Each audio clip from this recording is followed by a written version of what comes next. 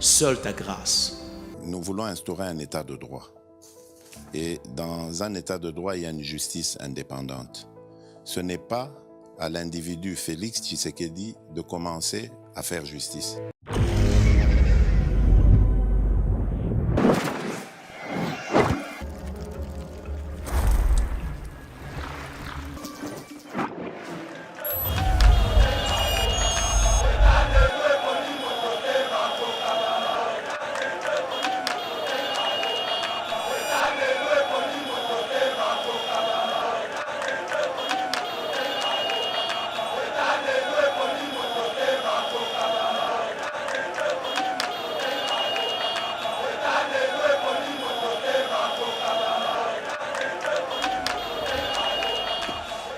Bonjour, bandeko nyonso bolandaka mwana mboka Trésor Lumbu en direct ya Yeba TV et le barango ndeko nanga miyake mambo masobele. Chaque fois to le bagaite chaque chose à son temps. To yebisaki bino que notre cause est juste. Makambo biso to gagner yango mais batebele ba yebagate. Tala lelo toza face à la caméra, vraiment abonnez-vous massivement, partagez l'émission parce que makambo ko solo la na bino ezali. Tout partager Nabino. Merci Nayo, honorable Titi Espoir Kwangila Lele. Merci honorable Kalengai Wanzembele. Pourquoi pas Bande Konanga, honorable Julie Bambi, Maman Rachel Dilier, ba abonné à Makasi, ya Yeba TV, ba Oyo, ba soutenaka mon amboka Trésor Lumbu. Vraiment nous sommes en direct. Qu'est-ce qui se passe à Bukavu? Premier sujet, Tolingi to Pasola Nabino, cet après-midi. Ni les autres les Mukavu, tola mukana tongo boye, journée ville morte. Batu moye ba bimezate. Tola mukaboye, base ya ba M23. Nakacha Bukavu eziki. Ni nango ezoleka. Bande konanga partager vite l'émission. Kotoyo Kagame, oh na bengani ba diplomate belge. Kotoyo nanga kimi. Nanga lobike ngana Angola na kozalate. Pourquoi? Ba révélation nous se bimawa. Et de l'autre côté, sanction, il y a des dirigeants rwandais dans le domaine, il y a mine. Sans oublier, les rebelles, il y a M23, les agresseurs. Donc, les Congolais, match est vraiment tellement, ils ont un sujet, ils ont partagé nabino, sika. Mais dans ce fait de compte, nous avons Ronnie Jackson. Message, Oyo, Jean-Pierre, mon Dieu, Oyo, Moïse Katumbi, Achaki base nae, Nakacha New York, Joseph Kabila, c'est base nae, na Nairobi, pour empêcher la diplomatie avec l'administration Trump. Mais l'administration Trump va comprendre que Félix Tshisekedi, c'est un homme très sérieux qui peut diriger encore la République démocratique du Congo. Batindi, envoyé spécial qui est parlementaire américain, mais il est venu au nom de l'envoyé spécial de Donald Trump. Nous avons un sujet, nous partager cet après-midi, bande konanga Congolais partout. Bisika bosa kolanda mona mboka Trésor Lumbu, partagez, commentez, likez. To banda makambo kala, même avant président Félix Tshisekedi comme président de la République. Message na biso envers bino ezalaki to yebisa bino que notre cause est juste to kolonga, to longi. Bitumba déjà bango na bango mwamba ekotizelo. Vraiment partagez et likez l'émission. Lelo oyo bandeko ba Congolais partout bozolanda biso Fati azara kobeta likofi ya mukolo. Kagame asaleli ba carte net tout. Ba carte expirée, ba carte baby. To anéantir ba carte nyonso. Bato en 1997 Babé yaki comme libérateur na combo ya Afdel. Bato après 97 baye na 2008 je crois comme CNDP libérateur toujours. Na 2013 baye ko libérer biso lisusu na combo ya ba M23. Et lelo baye na combo ya AFC bar M23 bar Senko bar PPRD bar RDF kaka pona ko libérer biso. Qu'est-ce qui se passe bande konanga? Des dossiers na Yeba TV to partager na bino ndeko nangai. Congolais tellement na kacha zamba na yebisaka bandeko na ba Congolais, il n'y a pas de lion, il n'y a qu'un seul lion. Na kacha mboka il n'y a pas de maître, il n'y a qu'un seul maître. Et le maître actuellement en République démocratique du Congo, son nom Félix Antoine Tshisekedi Tshilombo. Nani a douter sur le président Félix Tshisekedi Tshilombo.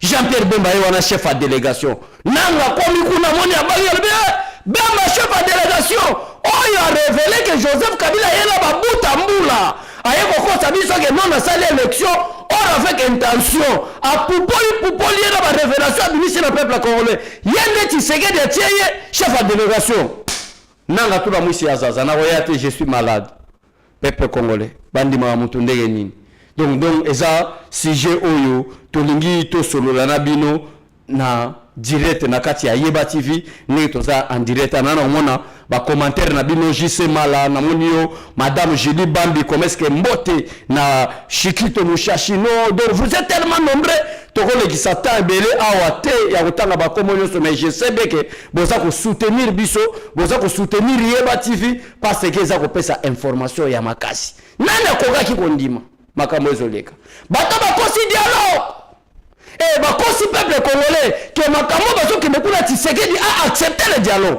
Qui vous avait dit et qui a dit que toke dialogue na bango? Qui a dit dialogue o ba Rwanda ba libi biso toke na bango? Boyo ki Denis Mukwege boyango. Denis Mukwege comme le boya dialogue non, on ne peut pas causer avec le M23. Denis Mukwege boyi dialogue. Non. Peuple congolais a dialogue ta.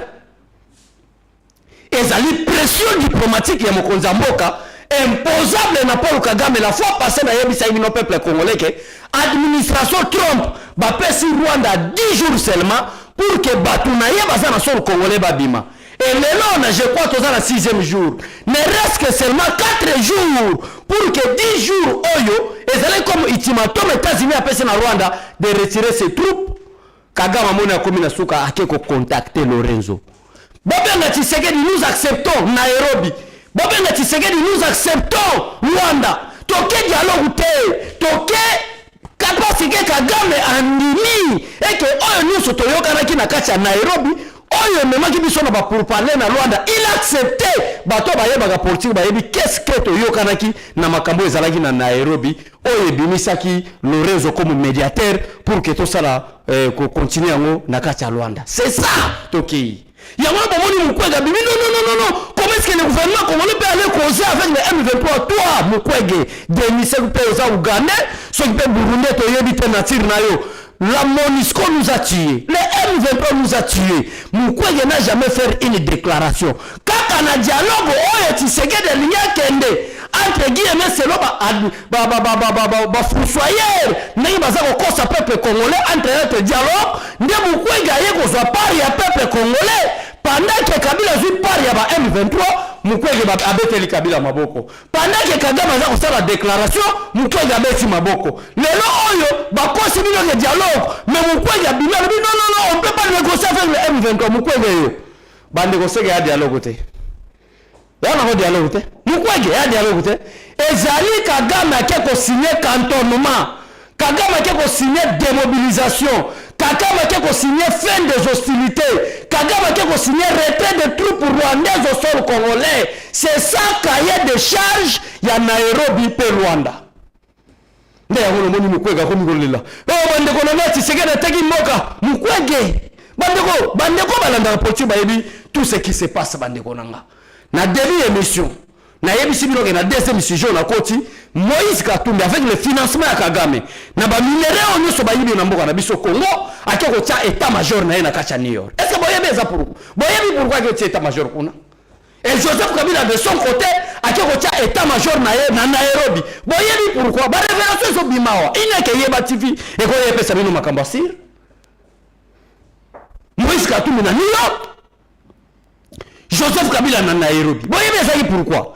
Parce que Bayoki ordère que cette fois-ci États-Unis d'Amérique na 10 jours oyo après ce qui Rwanda pour que le Rwanda puisse retirer ses troupes au sol congolais tous en 6e jour. Qu'est-ce que nous allons faire? Toyoki déjà ordère comment est-ce que administration Trump bazana ba pour parler na administration Tshisekedi.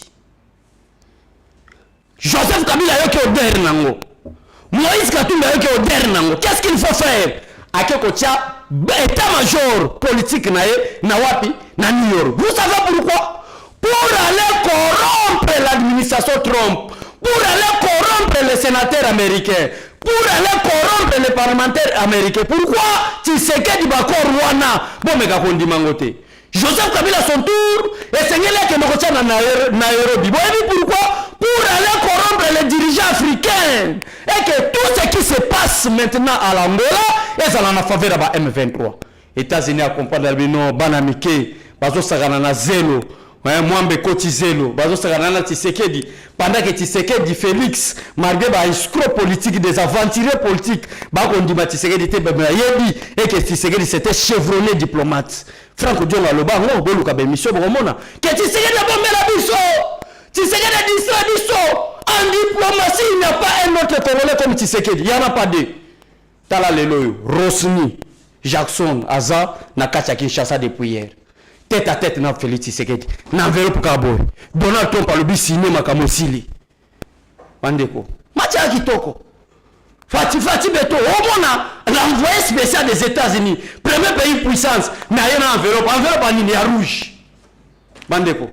Au moins, déjà, les trésors en enveloppe rouge. Ça prouve que si le pour parler de Rwanda et ça limité, et que 10 jours de coquille, Kagame n'a pas signé pour que retrait à tout pour Rwanda dans son Congolais Bima. Les États-Unis, il y a en personne aux bêta Rwanda. Enveloppe rouge, président Simbiango. Donald Trump a lui signé. Makambo Toyo Kanaki. Malgré complicité à Bagatumbi. Malgré complicité à Joseph Kabila. Pour corrompre les dirigeants africains. Malgré Katumbi, pour corrompre les autorités américaines à travers leur système ainsi avec des multinationales. Mais l'administration Trump, Nani, Trump et Mogatindi, enveloppe rouge, c'est le président. Il y a quoi? Accord sur les minéraux. Nous voulons frapper les Rwanda. Tonito beta Rwanda. Rwanda sali diplomatie à l'obéka. Alingatika. Makambo Boyo Karaki. Alingatika, mais Zoketika, on a médiateur qui était désigné par l'Union africaine. Alingatika. Mais Makamuna biso ngo signé Fatia Talika Boy. Kagame sera arrêté. Contrat bas minéré. Il y a l'intérêt du peuple congolais. Il y a aussi l'intérêt à ceux qui vont nous soutenir comme les États-Unis. Qu'est-ce que Fatia a signé? Né à Mozomona Kolela. Né à Mozomona Belgique a soutenu le retard. Bah sanction du Maboy pas relation diplomatique entre Rwanda et Belgique et Katani. C'est l'envoyé. Ronnie Jackson. Nous avons un enveloppe rouge. Farda rouge. Donc, bande kolanga Congolais, Matia Kitoko. Matia Kitoko, donc, na yaki na yeba TV, na insisté na peuple congolais, que biso toke dialogue te. Toke dialogue te. Toke dialogue te. Taraka bino moko demain déjà c'est mardi. Journée va pour parler d'Angola. Mais 2 jours ou soit 48 heures avant, toko ma mardi toke de bomoni envoyé spécial des États-Unis d'Amérique. Envoyé spécial des États-Unis d'Amérique. 48 heures avant pour parler à Rwanda. Tu message fort au peuple congolais. Naïla motivé au moral. Naïla télémisayo. Kembone koki. Nous sommes tous qui ont Naïla TV depuis 6 ans. Il y a pouvoir à faire tout ce que soit Bobani au consulter ma vidéo na biso bomona ke yango ezana ko se réaliser. Ezaka ke congolais monter ma moto. Ezaka ke congolais mbango. Fatia que lentement mais sûrement le lo match comme Nasuka. Allez, Jean-Pierre Bemba Igwe, Kende, bloqué. Babo Tamboula, Joseph Kabila. Oh, les lobbies sont au Joseph Kabila. Il y a des sénérini, Bakota Kanasaro, Bakatasuki. Preuve à la putain là de pour pouvoir et Kenda. Bon, Joseph Kabila, c'est incapable de Kenda, ça va même pas arranger à ta bande. Tout le monde a bateau, bâti comme un famille à mais ça n'a des ordres, voilà, Joseph Kabila. Mais totalissime, tu commences que Bakata Ramandef. Totalissime, tu commences que Prédotaka. Badotaka, moi aussi. Totalissime, tu commences que charisme. Na pouvoir ezalaka tala lelo comme ko tourner les bisous. Allez Jean-Pierre Bemba, allez-y Angola, chef à délégation. Mambo Masobele. Donc bande konanga Mati ezaki toko wana ezalaki première partie émission na biso bande konanga donc émission na yaki na première partie sur le plan diplomatique. Parce que majorité bato, moi na mboka trésor lu moto lembi diplomatie, boyebi mula bitume bandaki. Les Rwandais ont commencé à infiltrer les Congolais depuis 1960. Ils ont matérialisé en 1965 par le coup d'état de M. Mobutu. Il y a un directeur de cabinet Mobutu était des Rwandais. Babi Zimakara. Ils ont béton fondement pour la balkanisation de la République démocratique du Congo pendant 18 ans de Joseph Kabila. Si vous avez 60 ans. Il y a infiltration. Na 6 ans, mais t'as n'est fatia beti bango kao. Donc, la diplomatie est si lui. Bande qu'on a diplomatie congolaise. Vous êtes à l'intérieur du pays. pays. Vous êtes à l'extérieur du pays. Vous êtes Congolais de père et de mère. Dans le domaine de la diplomatie à Boupia, tout a été déjà clôturé depuis hier dimanche par l'envoyé spécial de Donald Trump, M. Ronnie Jackson. Makambo Sili. Donc, tout ce que vous voyez, sanctions il y a l'Union européenne, tout le monde impacte dans la parce que même les Européens, qui complices, il y a Rwandais, ils ont compris une chose que tu sais que dit, à l'Union Congo dans l'Union européenne, États-Unis partenariat comme États-Unis. Oh, l'Union européenne va continuer, oh, Rwanda sanctionner Belgique, oh, Belgique peut répliquer à l'obligation sur ma disposition, il va sanctionner les Rwandais. Tout ça vient en retard, tu sais que à sauter d'étape. Tu sais que les gens sont au niveau de la France, tu sais que les gens sont dans le domaine de la Belgique, l'Union européenne va sanctionner, Rwanda a sanctionné, Belgique a sanctionné, tu sais qu'il y a passé déjà, mais t'es pas là. Et Zande, l'Union européenne, il y a des Congolais qui comprennent, à comprendre que Maloba, tu sais que si l'Europe ne fait pas attention, ils vont regretter et regarder la République démocratique du Congo par une petite fenêtre. Nde, Yangwana, et pousser l'Union européenne. Basala nini ba sanctionner etali bisote ino ba longwa na ba sanctionner bino elumba solo elokote bolongwa bo comprendre que bo poli bo comprendre que tiseke dans l'équipe bino bo sakani na tiseke ditamula itwana posa ba sanctionner bino te o to sanctionner commandant spécial ya force spéciale rwandais to sanctionner boye ça n'est pas un problème pendant que tiseke chercher ça. Bon, ça là qui a monté. Le problème est que les Congolais, na yaba TV na yena rassuré yo, bon contenté na sanction à Rwanda, bon contenté na confiance entre la Belgique et le Rwanda. Ils ont peur de M. Ronnie Jackson. Babangi, les États-Unis à bord. Et en plus, ce qui est très dangereux pour l'Union européenne, est que contrat entre la République démocratique du Congo et l'administration Trump, il n'y a même pas un pays témoin de l'Europe. C'est ça qu'il disait Tshisekedi Wamulumba. Vous allez regretter. Nous comptons plus de 15 millions de morts. Nations Unies, tu étais où? L'Union européenne, tu étais où? Aujourd'hui, nous avons une présence. Il y a l'envoyé spécial. Bon, quand il s'agit de l'aventure, je crois que les Congolais vont comprendre comment est-ce que les réseaux sociaux sont ah, parce que nous avons coca jambe contre Tshisekedi na Mesega Tumbi, na Mesega Bila, pour que accord autre signé, na administration Trump est simbaté. Bah, surtout qu'à dernière minute, à 16h vers le soir, votre lumière brille là. Vers le soir! L'ambassadeur des États-Unis, l'envoyé spécial de Donald Trump à Kitty, Albi Fati, enveloppe à rouge. Bien que dès que vous avez un accord diplomate américain, aïe na rouge. Avant Moussa Koufa, moi si Moutoubayaka, sous-secrétaire d'État américain en charge d'Afrique, j'ai oublié encore son nom. Ayaki na tenu à Pembe, mais elle nous a saboté à Bengani. Et avant matin avion Angela matin a tenu à rouge. Mais cette fois-ci, oh aïe na tenu à rouge, na enveloppe à rouge, à Pessatisegedi. Ce sont des révélations na Pessabino. Bamakamon te lira to bango boyete mais namoni que déjà Shadrach tirena na beta face à la caméra n'expliquer ba congolais. Tout se répète, il n'y a rien de nouveau sur la terre, ça c'est la parole de Dieu. Sous-secrétaire d'État à l'époque où Kabila chassé le sous-secrétaire d'État une femme. Ayaki na pembelo. Ayaki elle commis azaba États-Unis tellement comment est-ce que nous avons désobéir na biso boy? Comment est-ce que c'est une femme à Bengani boy amata na costume rouge cravate rouge apesi bayo. Et les gars qui disent jour t'es à Kendaki, mais l'envoi s'est venu. Donc, on se prend dans la panique à l'Union européenne. L'envoi est venu en rouge, avec phare de rouge. Le message que Donald Trump a écrit au président Félix Tshisekedi est un phare de rouge. Donc, pour la rassurer Bino, que Bino de changement, le bâtiment, si c'est la vérité. Donc, c'est-à-dire, 10 jours pour frapper les États-Unis, tu tires moins 4. Parce que les États-Unis, à l'époque, on a 10 jours de quitter. Match, c'est ça qui est. Donc, on a clôturé sur le plan diplomatique peuple congolais. Donc, on a gagné déjà. Tu as terrain. Qu'est-ce qui se passe? Ah, Fatih. Je ne crois pas qu'il y ait élection en 2028. Bon, on est à Gangaï. Donc, ah, on a comment qui est. Eh, faut-il vraiment changement de constitution? Nous avons fait un mouvement de gauche. Nous avons fait un changement de constitution. Nous avons dit que diplomatie est bloquée. Rwanda mais quand on est tiré, on va passer à la drone. On va passer à la Congo. On va passer à la Soukoi. On va passer à la signer par Korba, le président turc. Alors, non, je ne peux pas traiter avec vous de coopération militaire parce que vous êtes un pays infiltré. Vous êtes des aventuriers. Vous êtes un peuple nomade. Vous de tout. Toi, Kagama. Tu n'es pas un diplomate. Je ne peux pas coopérer avec toi. Tout partout. Et simité. Donc, Fatia Bimi gagne. Dans le domaine intérêt, qu'est-ce qui se passe? Bande konanga, s'il vous plaît, aux en direct, partagez l'émission, likez. Tout ça, il y a comme déjà 109 000 abonnés. Après cette émission, vraiment, on a surtout bendata 200K. Merci beaucoup, vraiment. Si le terrain, qu'est-ce qui se passe?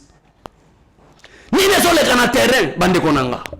Na Bukavu tola mukape na yebi saki bimoke de wanzalendo mutu mususa bengi ngalo binde contre zone nous sommes PDC. Vous êtes DCI en quoi? Kabila zalaki na représentativité congolaise na kacha droit de l'homme na kacha conseil de sécurité, il y avait des Rwandais.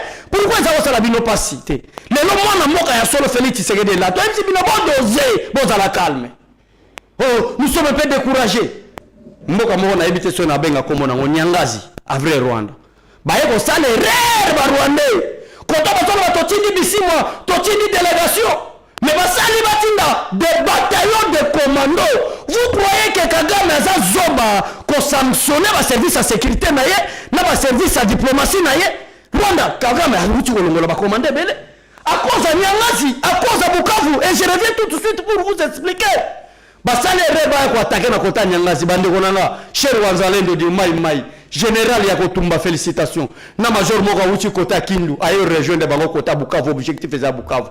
Basa les rebelles, lui babeta Kota Nyangazi. Bon, tout n'a pas de quoi, on a des réseaux sociaux. Parce que les vidéos, ça n'arrête même de mettre au tas sabino vidéo. Bon, on a pas si on va bloquer même chaîne, on va bloquer. L'autre, il va être ma vidéo. Pour sentir comment est-ce que Rwanda va koufi, na Nyangazi. Pour sentir comment est-ce que des commandos rwandais, bakutani na riposte farouche. Yaba Wanzalendo avec le général Yakotumba. Minito matangeza na Rwanda. Wanezaki entre parenthèses beto kota na terre à Bukavu. Qu'est-ce qui se passe à Bukavu? À Bukavu, qu'est-ce qui se passe? Yo mutozo ochatembe. Yo mutondi magate. Mwana mboka Bukavu bandaka la benga ndekona na Bukavu. Biso tokolo bateke bandeko babenga biso. Nous avons déjà baso tinda ba vidéo. Tolongi na tolo journée ville morte. Banani ba pesa lo ba Wanzalendo bo bimate. Parce que ville ya Bukavu bande konanga ba congolais a ville moko munene. Loko la ville qui quitte, loko la ville qui sangani population ça tellement ébélé. Ba Wanzalendo batel ba lui que na far de senabiso. Batel ba lobi était 15 millions de morts. Et Rwanda eko cha baza munene na kacha Bukavu awa. To sala ndenge nini? Ba meki ba Rwandais ba kosi ke ba zongi sima ba koka kite. Or que bazala ki ko se préparer. Ba matrake bimi na tongo kaka journée ville morte bo bimate journée ville morte bo fanda na bandako journée ville morte bo bougete journée ville morte bo bimate ba yo ki pété ba population congolaise na Bukavu ba fanda na bandako cet après-midi base ya ba M23 ezala kopela moto ba Wanzalendo batumbi ba base nyonso ya ba Rwandais ezalaki na kati ya Bukavu moto eza kopela bande konanga. On ne joue pas avec la République. On ne joue pas avec la République, Bandekonanga. Moto eza coopérative na ko sala direct benga mutu na Bukavu. Place ba tchake espoir, place ba arsenal militaire na bango ezalaka. Eza na kopela moto banani basale yango no Wanzalendo. Na yebite soki to kokoma 5h to yamba na yeba TV to yebisa bino ke Bukavu eza sous contrôle ya FARDC Wanzalendo.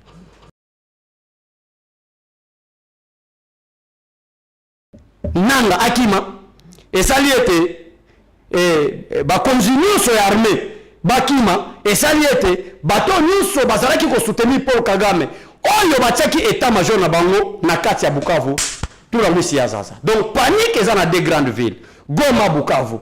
Bako ningisa bango na Bukavu ba ningisi bango na Goma. Na yebite naza prophète te. Mais façon na mona situation. Na ultimatum aux États-Unis à 10 jours. Na ba margo ningeza kokita. Na nenge Kagame akomi na souci moya la la so na mboka nezate. Na ben photo yogi akomi beaucoup plus Congo Brazzaville chaque boto. Je ne sais pas encore. Chaque bouton à Congo Brazzaville parce qu'ils comprennent qu'est-ce que les Américains préparent pour lui, qu'est-ce que les Wanzalendo préparent pour lui. Azo ebate, talandenge monde ningani. Et bon mo konzabo e Fati betoto lo bake, Fati 2028 kende. Fanda non papa. Donc c'est-à-dire Fati azalinan. Nde yangwana ezagi message to bimaki nango bande konanga ba congolais partout bisika bosa ko landa biso. Donc ba frapper bango arsenal militaire o bazalaki nango.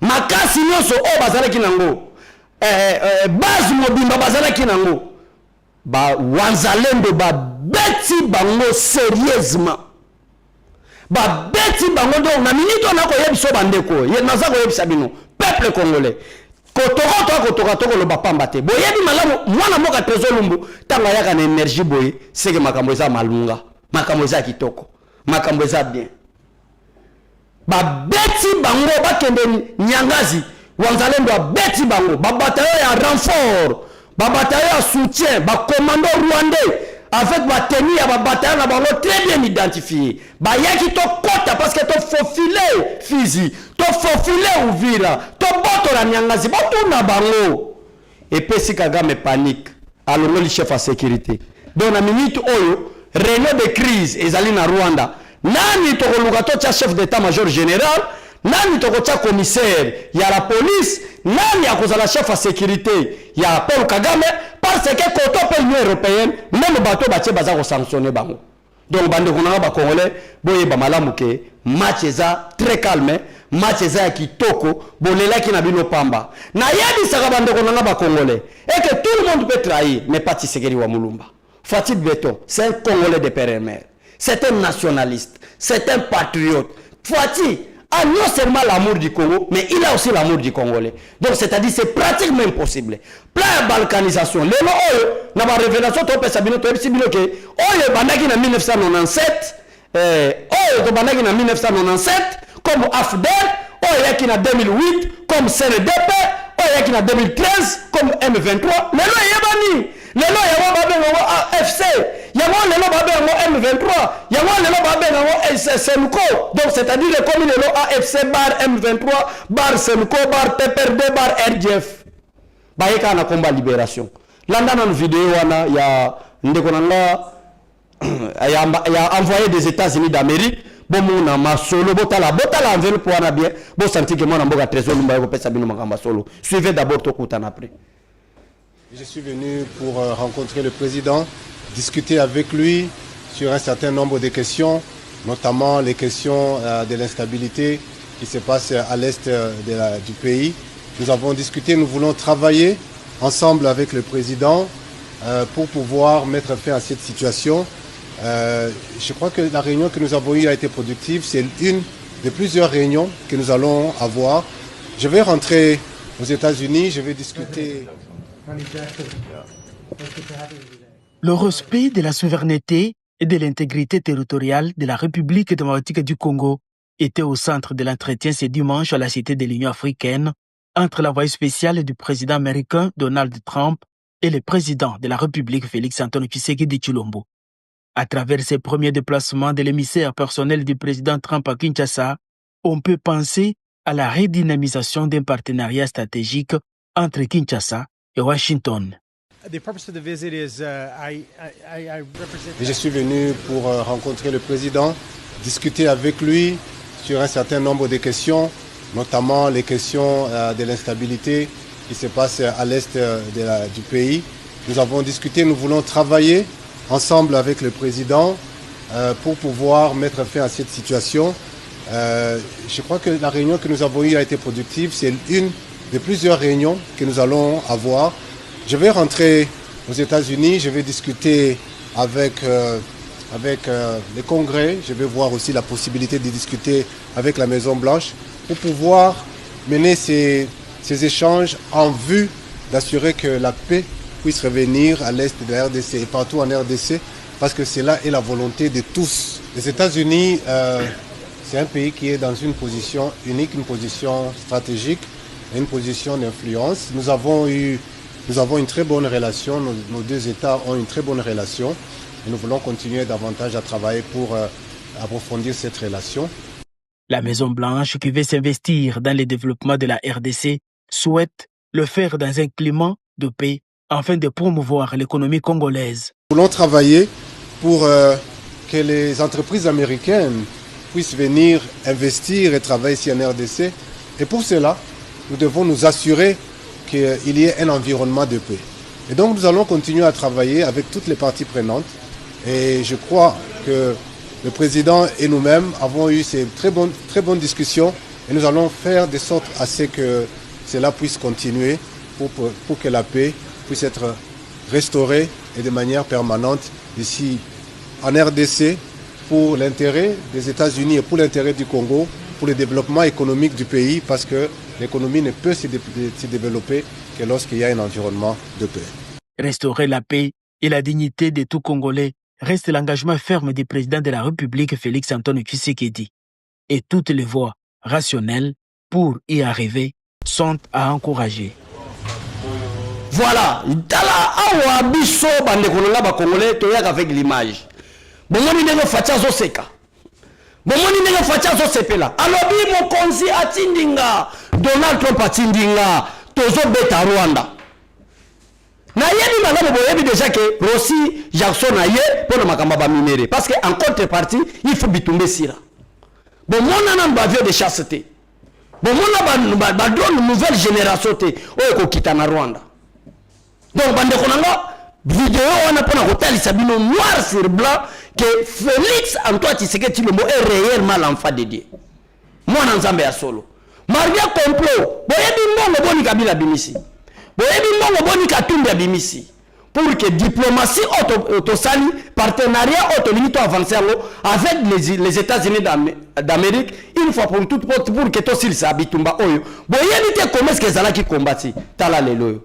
Donald Trump a compris que Félix Tshisekedi lit la Bible. Félix Tshisekedi a le Saint-Esprit. Comme on l'appelle Donald Trump, n'a un Saint-Esprit. Na yebi makamba deux fois te. Na yebi makamba lo yengete. Tozo tambola na sainte parole. Alors Tshisekedi pe azanango tala envoyé ayi yango na bozo mona makambo eza. Sikoyo erle ko beta lisolo bande ko esili boye ba malamu ke abu pia pona Paul Kagame. C'est fini même avec la guerre. Na ko rassurer bino que c'est fini. Chaque fois na yebisa bande ko nanga ba congolais que étape biso to le kato benga ngo douleur d'enfantement. Bande ko bele ba comprendre kita. Et ça qui douleur d'enfantement parce que to lingi to zo économie indépendance économique, indépendance politique, indépendance militaire, indépendance sécuritaire, indépendance non soto lingi to zo ngo. Ne avato ko mabongo douleur d'enfantement. Mais en d'autres termes, bato basa spirituel. Ba comprendre malamu ke bato batanga Bible ba yebi ke nzambe azala ko andisir motema ya Paul Kagame loko la pharaon parce que sornez a très dangereux. Ce qui tout ce qui se dit dans la télévision, et ça n'a rien à voir avec la diplomatie. Ce qui makambo Donald Trump a commis le président Félix Tshisekedi à travers son envoyé, Kagame a comprendre et ça collé là. D'ailleurs, les États-Unis a classé Rwanda parmi les pays rouges au les États-Unis. C'est bien. Donc, bande congolais, ils ont qui première partie. Armée congolaise se renforce. Félicitations Maman Judith Souminoa, notre premier ministre. La beauté est là, l'intelligence aussi est là. Les lots, soda, Kabila Tiga, ba 50 000, ba 100 000. Les lots, grâce à la vision, il y a mon Konziamboka, son excellence Félix Antoine Tshisekedi Tshilombo, matérialisé par les chefs du gouvernement, la chef du gouvernement, Madame Judith Souminoa, a multiplié, n'a l'obité qui a additionné, a multiplié le salaire ya ba militaire. Yango bozomo na kuna na Bukavu, ba kaya ba M23 za ko zika, makambo za ko yinda. To landana Maman Judith na vidéo oyo Meshak numéro 10 à match a rotier la biso après tous on a topé ses explications. Ponango gouvernement sur base ya meeting de oya président Tolobi Boye. Oyo surtout ba bengi militaire. Oyo surtout ba bengi policier à partir à mois de mars solde est multiplié par 2.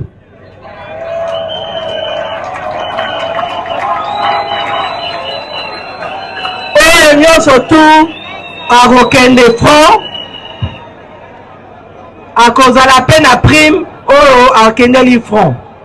Potolingi te mutu oyo babengi soda ke franc azana na souci atikaki mwasi atikaki bana atikaki mobali na sima yangwana tozo sala nyonso tu ba soda nyonso tu bakota na kati ya caisse nationale oya sécurité pour na administration. Donc bino nyonso tu ba soda bokota na kati elingi koloba Boroba na cotiser pour la pension na bino ezala et puis peut soin de santé et qu'on recouper sama nenge sengeli. Merci beaucoup Maman Judith.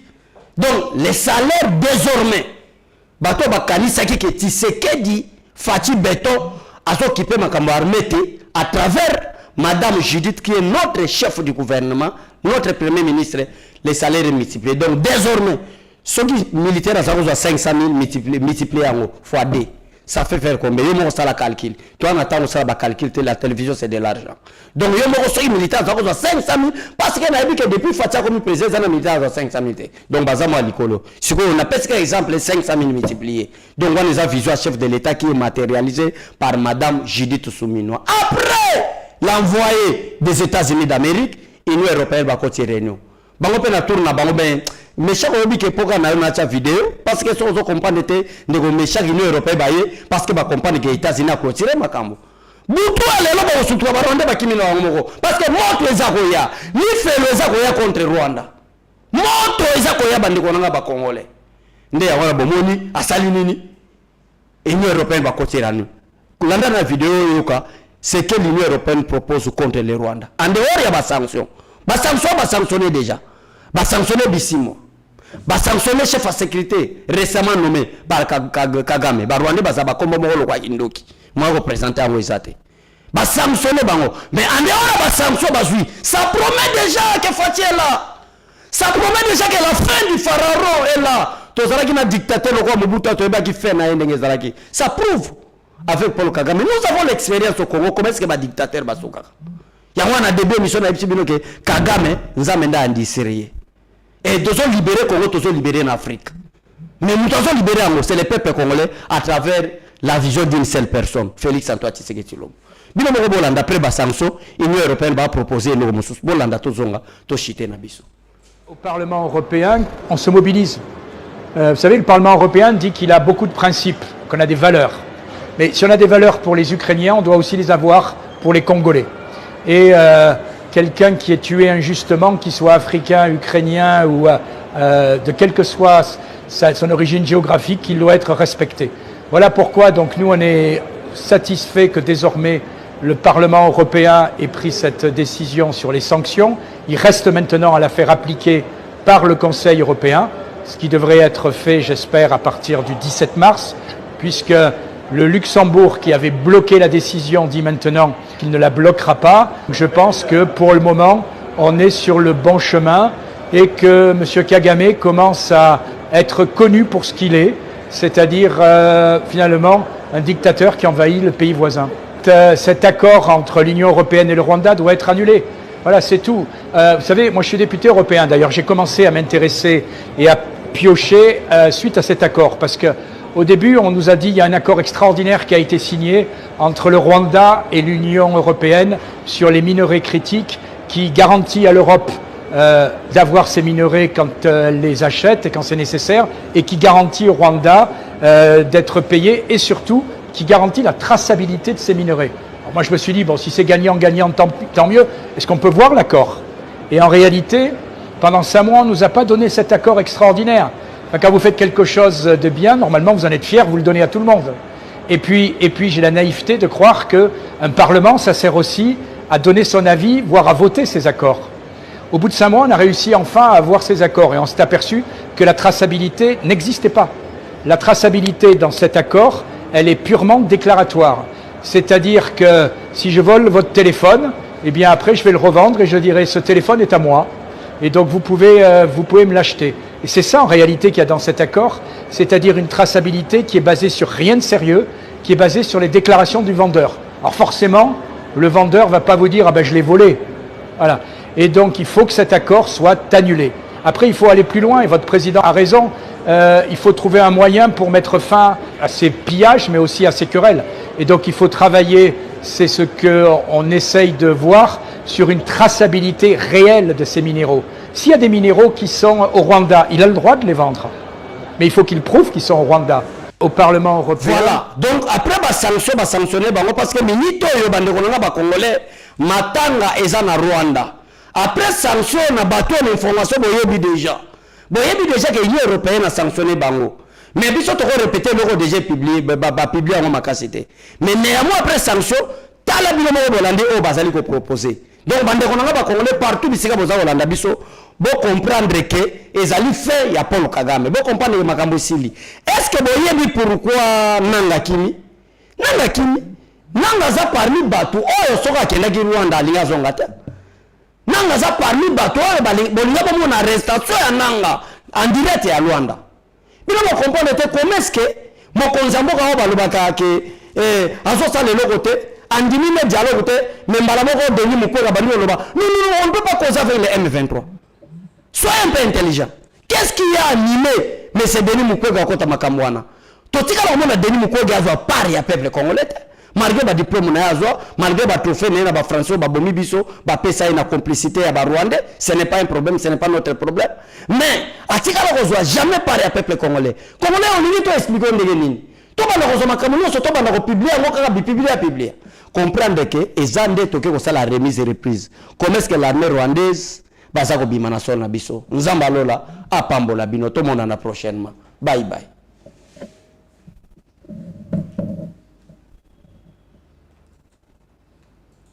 Seigneur, que ta grâce, seule ta grâce. Nous voulons instaurer un état de droit. Et dans un état de droit, il y a une justice indépendante. Ce n'est pas à l'individu Félix Tshisekedi de commencer à faire justice.